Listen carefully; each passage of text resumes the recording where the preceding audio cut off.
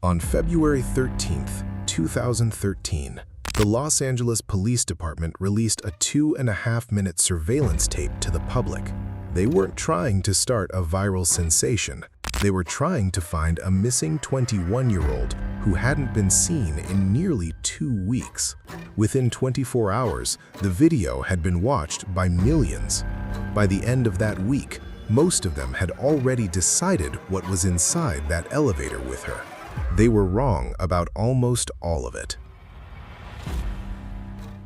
This case involves documented mental illness, descriptions of decomposition, and a death that the legal system closed years ago, but that the internet never did.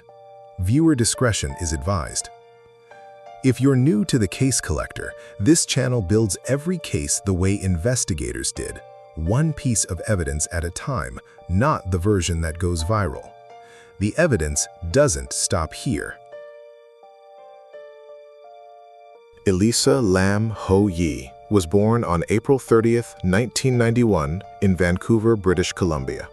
She was a student at the University of British Columbia, the kind of daughter who called her parents every single day, no matter where she was or what she was doing. In January of 2013, what she was doing was traveling alone down the west coast of the United States, by Amtrak, by intercity bus, with no fixed itinerary and no traveling companion. She had taken summer sessions at UBC before, the kind of coursework students pick up between full academic years. That winter, she wasn't formally registered for classes, which meant this trip wasn't a break squeezed between exams. It was simply what she'd chosen to do with the time she had. People who knew her described someone comfortable traveling solo, someone who treated a long bus ride alone as an adventure rather than a risk. That comfort with solitude would later become one of the hardest parts of this case to sit with. She stopped first in San Diego, where she spent an afternoon at the zoo and posted photos of herself online, smiling, sunlit, unremarkable in the way a good trip is supposed to be unremarkable. From there, she made her way north into Los Angeles, arriving on January 26th with plans to continue on to Santa Cruz before her break ended and she returned to her life in Vancouver. The last person who spoke to her, who actually remembers her as a living, specific person rather than a name in a headline, was a woman named Katie Orphan. Orphan managed the Last bookstore in downtown Los Angeles, and on January 31st, 2013, Elisa walked in. Orphan would later describe her as outgoing, friendly, easy to talk to. Elisa told her she was buying gifts for her family back home, and then asked a question that in hindsight has nothing to do with crime and everything to do with who she was, whether the books she was buying would be too heavy to carry for the rest of her trip. It is a small detail. It is also the last ordinary thing anyone would ever hear her say. Elisa left the bookstore that afternoon. She did not check out of her hotel as scheduled. She did not call her parents that night, breaking a streak that had not broken once since she'd left Vancouver. And she was never seen by anyone who knew her, not a friend, not a family member, not a stranger who could later be interviewed, ever again. Before her trip, before the bookstore, before any of it, Elisa Lam was already living with a diagnosis, bipolar I disorder, documented for years by the time she boarded that first bus south. She wrote about it herself, publicly, on a blog she'd started years earlier called Etherfields, before migrating in 2012 to a new page she titled Nouvelle Nouveau, a reinvention in name only, since the entries underneath kept circling the same themes: feeling directionless, the fear of wasting her life, periods so severe they left her unable to leave her bed for days at a time. None of that made her dangerous. It made her, by every account that knew her, someone managing an illness in the open. Her family was clear on a point the public conversation around this case would later blur entirely. There was no documented history of suicidal ideation, no prior attempts. What she had was a documented pattern of relapse whenever she went off her prescriptions, not a death wish, but an illness that, left unmanaged, distorted what she perceived as real. What her family would later describe, carefully and under oath, was that pattern in action. When Elisa stopped taking her medication, she didn't simply feel low, she became manic, paranoid, disoriented to the point of hallucination. And according to her sister, there was one behavior that recurred specifically during those episodes. When the fear became unmanageable, Elisa would try to hide, not in a room, in small enclosed spaces, the kind a frightened person chooses when they believe something is coming for them. She had just crossed an international border alone. No one nearby knew what those episodes looked like or what to do when one started. Within days, that would matter more than anyone yet realized. The first sign came almost immediately. When Elisa checked into the Cecil Hotel on January 28th, she was placed in a shared hostel-style room on the 5th floor. Within 2 days, her roommates were complaining to staff. Elisa had locked them out, demanding a verbal password before she'd let them back in, leaving notes telling them to go away. Management moved her into a private room. Nobody asked why. Around the same time, Elisa attended a live taping of the talk show Conan in Burbank. She was removed from the studio by security for behavior staff described as disruptive. 2 unconnected institutions, 2 days apart, both responded to the same person the same way. Relocate her, remove her, move on. On January 31st, she visited the last bookstore. That was the last confirmed sighting. She had a standing habit of calling her parents every day of the trip, and that night, for the first time since she'd left Vancouver, the call didn't come. Her scheduled checkout, January 31st into February, passed in silence. Her parents, David and Elisa Lam, didn't stay in Vancouver waiting for updates. They flew to Los Angeles and joined the search themselves. Walking the same blocks investigators were canvassing, holding the same flyers.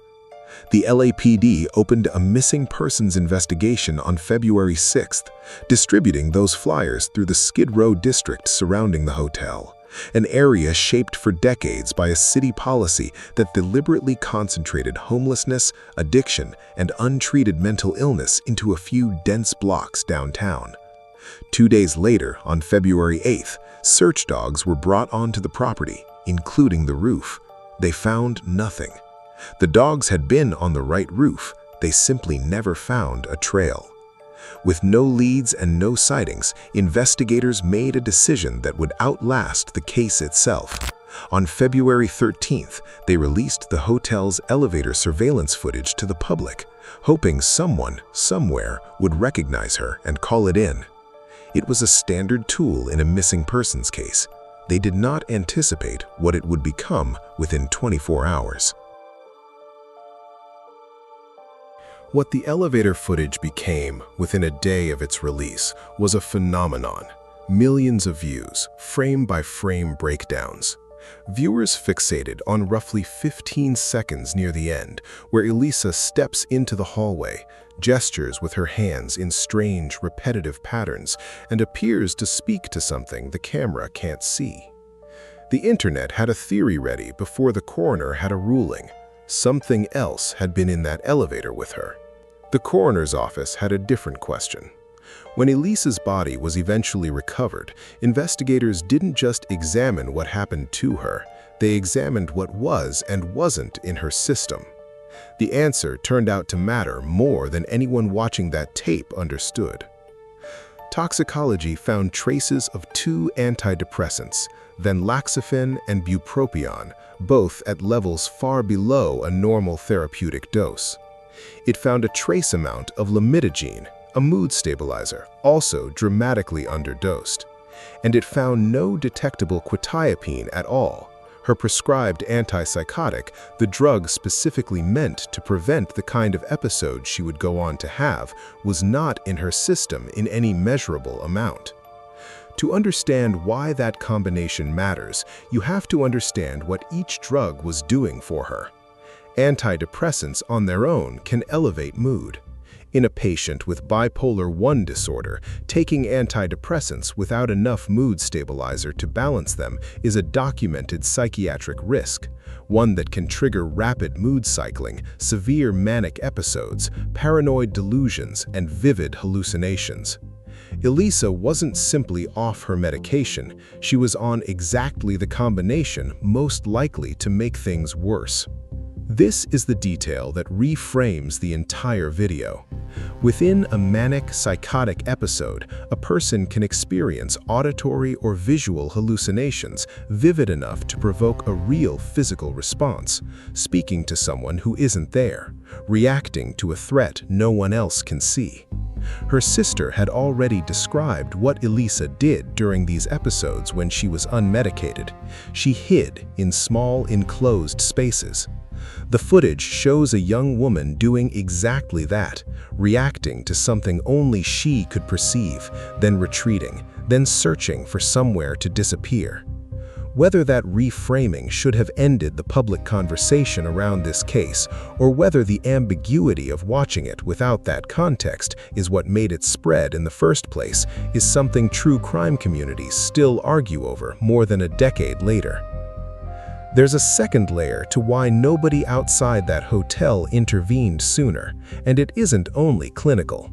The Cecil sat at the edge of Skid Row, in a part of downtown Los Angeles shaped by that same containment policy.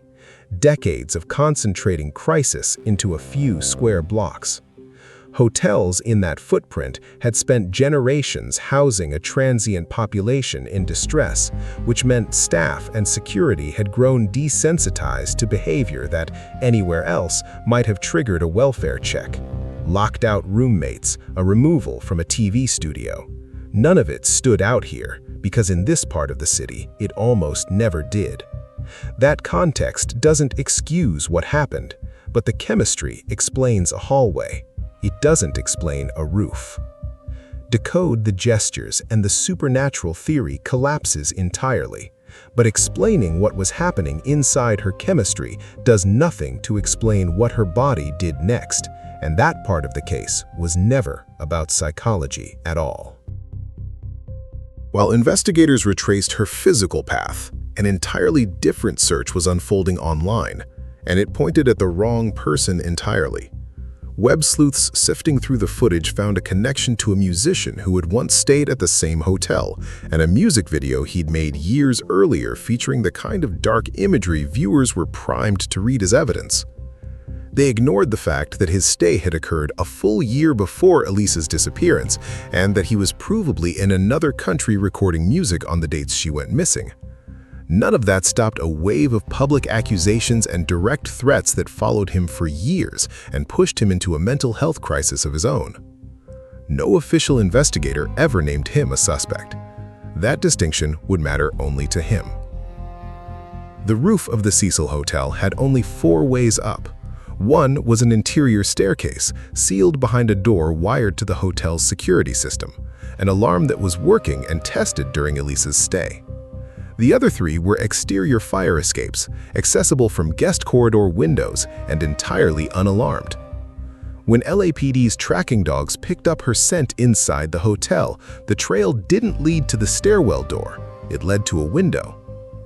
That answered how she got onto the roof. It did not answer why the same dogs searching that roof on February 8th found nothing. The explanation came down to chemistry, not failure. Police search dogs are typically trained on the scent of decomposing pig remains, which differ chemically from human decomposition, already a known limitation in canine reliability. More significantly, Elisa's body was inside a sealed water cistern, and the volatile compounds dogs are trained to detect were trapped in the tank's enclosed airspace and dissolved into chlorinated water rather than dispersing across the open roof. The dogs weren't wrong. They were searching for a scent that had nowhere to go. On February 19th, 11 days after that failed search, a maintenance worker named Santiago Lopez climbed onto the roof to investigate a separate problem entirely. Guests on lower floors had been complaining about low water pressure.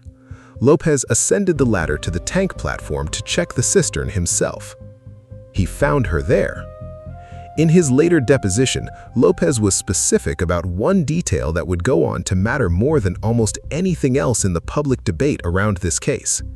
The hatch lid on the tank was open when he found it. Not forced, not sealed from outside. Open. That single fact directly undercuts one of the most persistent theories about this case, that someone else closed her inside. The tank itself held roughly 1,000 gallons, more than 7 feet deep, with smooth galvanized steel walls and no internal ladder or handhold of any kind. Investigators believe it was close to full when she entered it, which would have let her float near the surface. But hotel guests draw water from those tanks every day, and as the level dropped with ordinary use, there was nothing left to climb. What it doesn't explain is how, in the middle of a documented psychotic episode, a 21-year-old climbed a fire escape, crossed an exposed roof, scaled a utility ladder, and lowered herself into that tank, completely alone. On June 20, 2013, the Los Angeles County Coroner closed the medical side of this case. Cause of death: drowning. Contributing factor: bipolar disorder. Not homicide, not suicide, not assault. Her family later filed a wrongful death suit against the hotel, arguing the water tanks should have been secured. In 2015, a judge dismissed it, ruling the area was so inaccessible that the danger wasn't reasonably foreseeable. That leaves the footage. What millions of people watched as proof of something supernatural in that elevator was, according to the documented psychiatric and toxicological record, something else entirely. Severely undermedicated, with her antipsychotic absent from her system altogether, Elisa was experiencing a manic episode capable of producing real hallucinations, auditory, visual, vivid enough to provoke a genuine physical reaction. The gestures, the pauses, the moments she appeared to speak to someone unseen, a documented symptom of psychosis, responding to a threat that existed only for her. Nothing in that hallway was with her. Something inside her chemistry was. What the record cannot tell you is everything that happened in between. Investigators could trace her scent to a window and reconstruct, in general terms, the route up and onto the roof. What they could never reconstruct was the exact sequence by which a 21-year-old in the middle of an active psychotic break completed every step of that climb alone, with no one to witness it and no way to ask her how. That sequence was never fully documented. It was only inferred. The coroner answered what killed her. No report has ever fully answered how she got there alone. Drop your verdict below.